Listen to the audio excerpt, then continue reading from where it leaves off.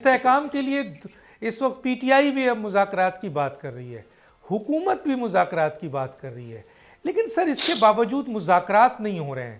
دونوں ایک دوسرے پہ سنگین الزامات لگا رہے ہیں، دونوں کہہ رہے ہیں کہ مخلص نہیں ہیں. تو آپ کیسے دیکھتے ہیں سر؟ صاحب جہاں تک سوال ہے نا مذاکرات کا اور ان مذاکرات کا، میں تو اس چیز پہ گواہ ہوں کہ میں نے پی ٹی آئی کو ہمیشہ یہی کہا تھا کہ انہیں پارلیمنٹ میں مذاکرات کرنے پڑیں گے، حکومت سے مذاکرات کریں گے.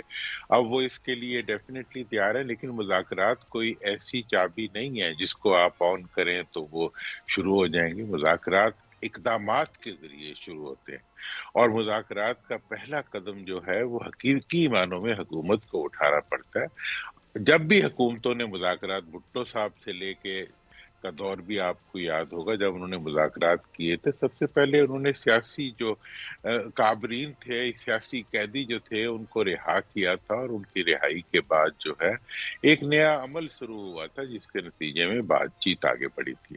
تو میں بھی یہ سمجھتا ہوں کہ آج اگر اس وقت مذاکرات کی چابی جو ہے یا مذاکرات کا اختیار حکومت کے پاس ہے، لیکن یہ وزیر اعظم پاکستان کو شروع کرنے پڑیں گے.